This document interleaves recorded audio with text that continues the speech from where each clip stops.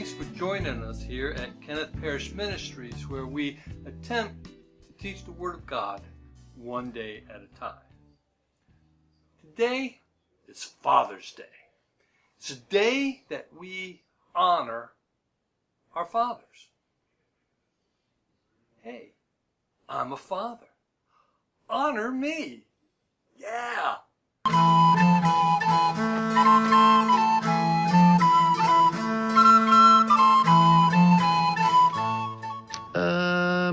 No. No, just kidding. But in all seriousness, we are to honor our fathers, as well as our mothers. And this day that we've set aside in June is for us to do just that, to honor our fathers. But we are to honor our fathers not because it's a holiday and not because it's a tradition, and definitely not because there's sales going on all over the place. We honor our fathers because God said so.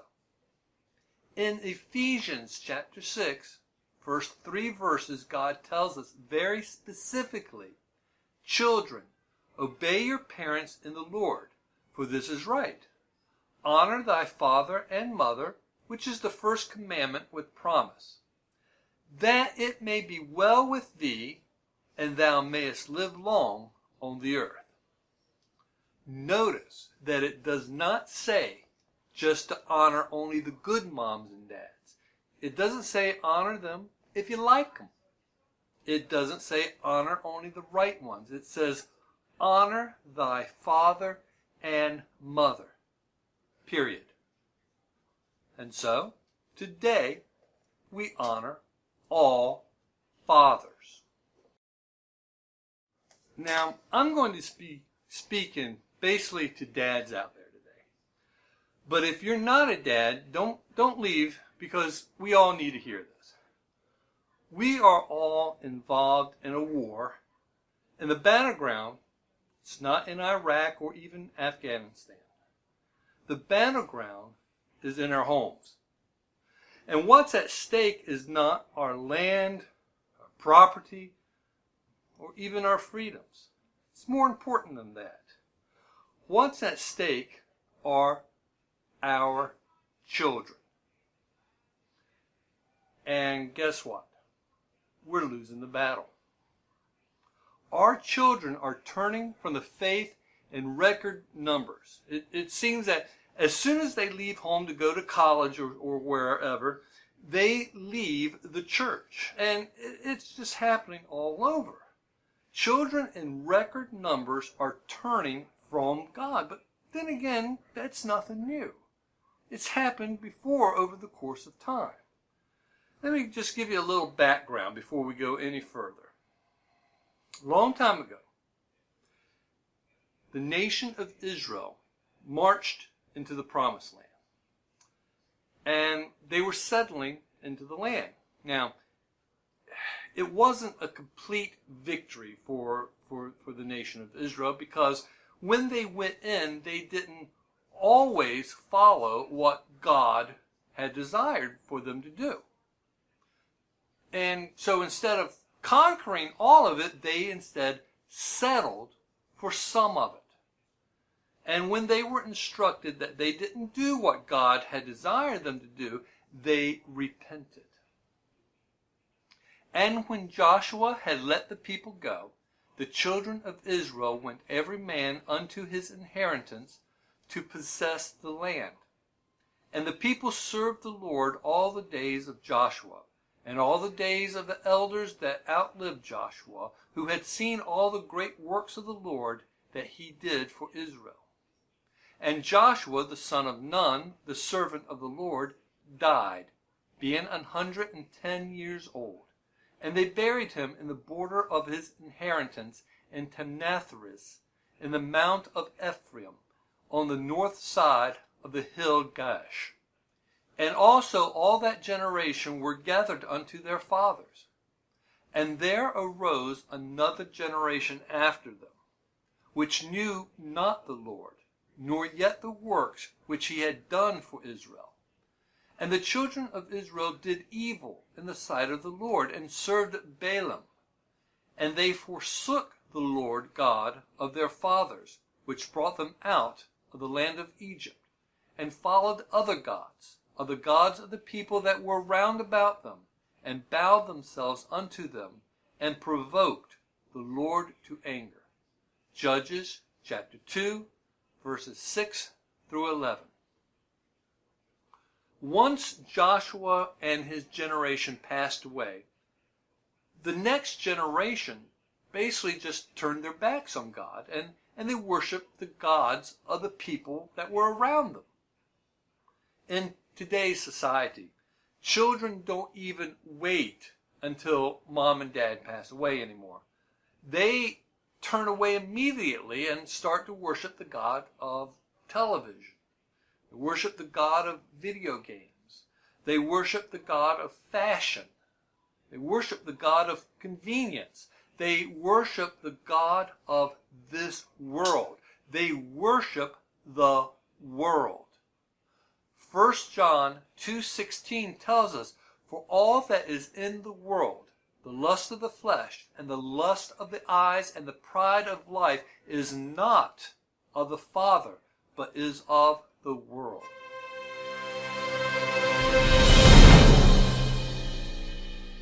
And even as they did not like to retain God in their knowledge, God gave them over to a reprobate mind, to do those things which are not convenient, being filled with all unrighteousness, fornication, wickedness, covetousness, maliciousness, full of envy, murder, debate, deceit, malignity, whisperers, backbiters, haters of God, despiteful, proud, boasters, inventors of evil things, disobedient to parents, without understanding, covenant breakers, without natural affection, implacable, unmerciful, who know in the judgment of God that they which commit such things are worthy of death, not only do the same, but have pleasure in them that do them.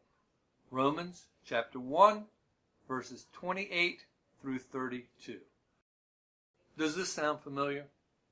This is our country today. We live in a culture that approves of turning its back on God. From court cases to TV to popular movies, it's okay to make fun of religion because it's not important. It's not relevant. It worked for mom and dad, yeah, sure, but it's not really for me. Well, moms and dads, you're at the front line. This is a war, and we are called to be part of it. So what can we do? How can we win the war? Well, I have 3 suggestions.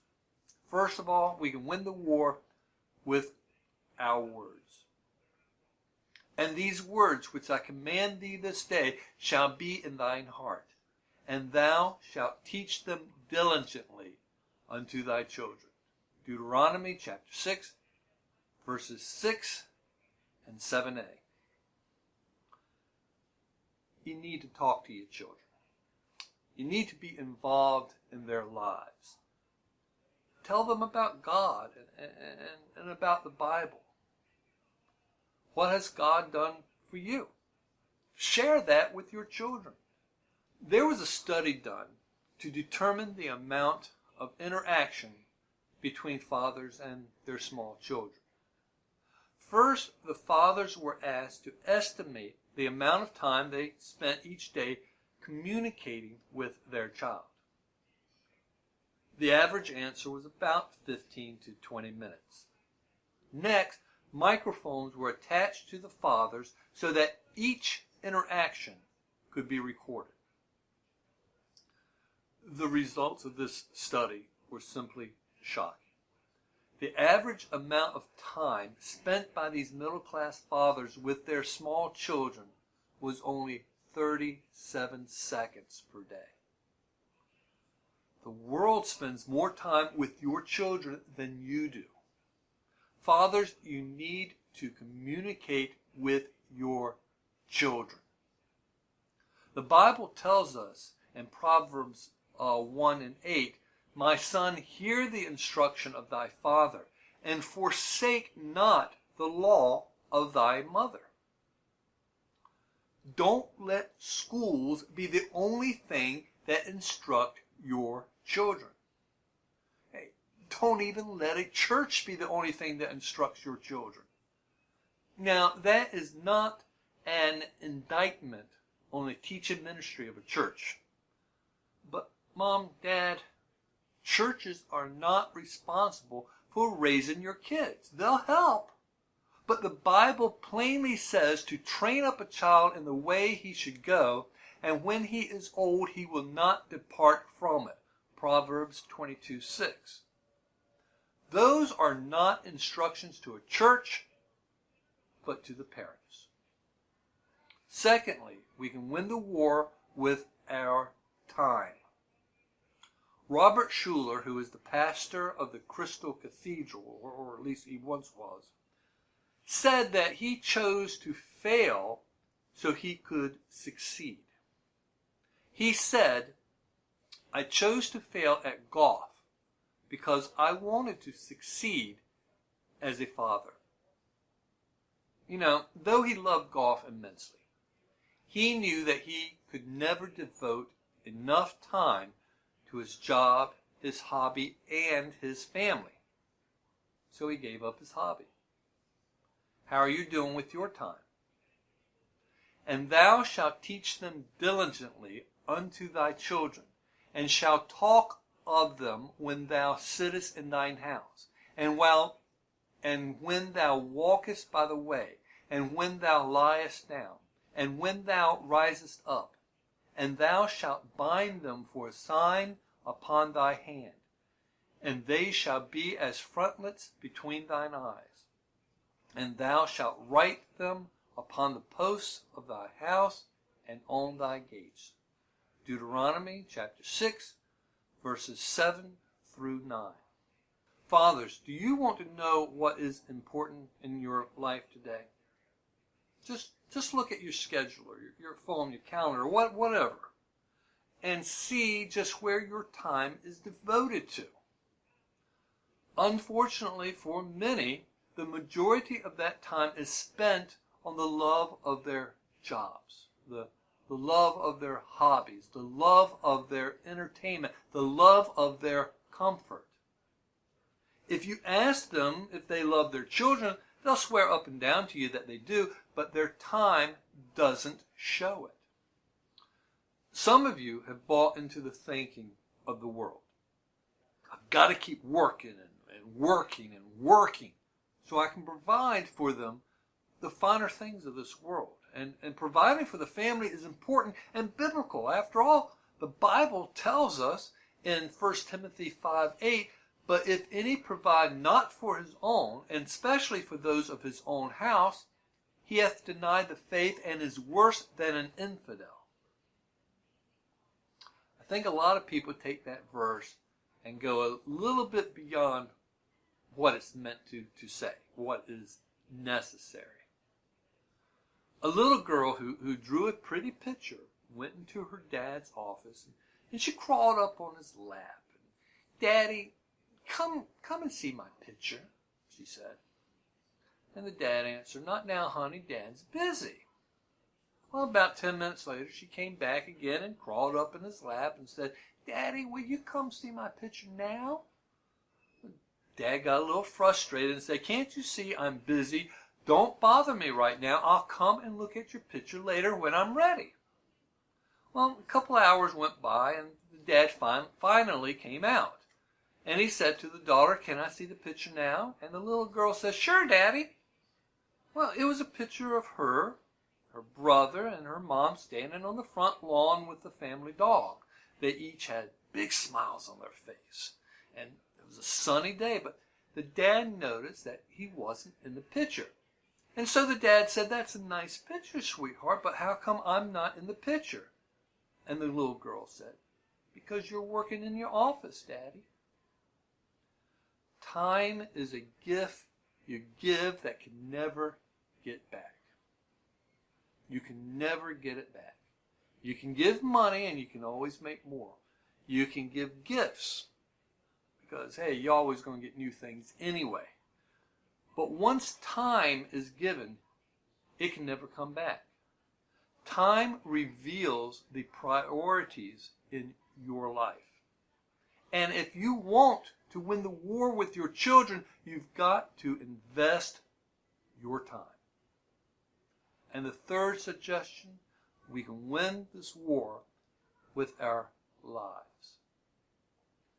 Seeing that Abraham shall surely become a great and mighty nation, and all the nations of the earth shall be blessed in him.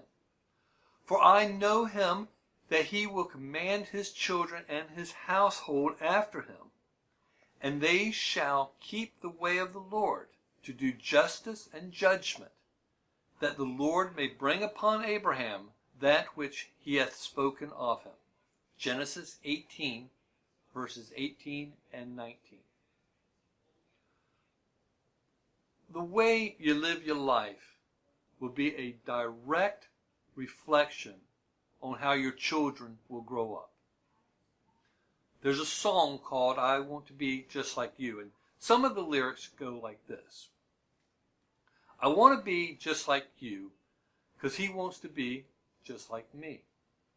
I want to be a holy example for his innocent eyes to see. Help me be a living Bible, Lord, that my little boy can read.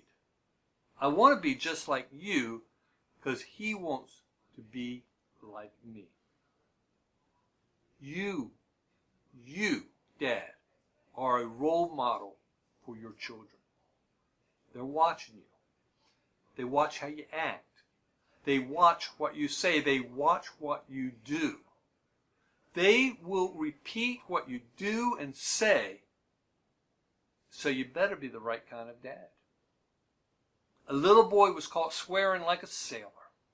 Young man, where did you learn to talk that way? Asked the boy's mother. The boy looked at his father and said, well, Dad, should I tell her? What kind of example are you setting for your kids? Your words may say some things about you, but your life declares who you really are. Are you fighting the war with your lives? There were 3 young boys debating whose father was the best. The first boy started the debate by claiming his father knew the mayor. He was soon topped by the second boy, who said, that's nothing. My dad knows the governor. Stakes are getting pretty high here. But the third boy chimed in and he shot back and he said, so what? My dad knows God. Would your son say the same thing? May our children always be able to say that my dad knows God. Until next time, happy Father's Day, and may the grace of our Lord be with you.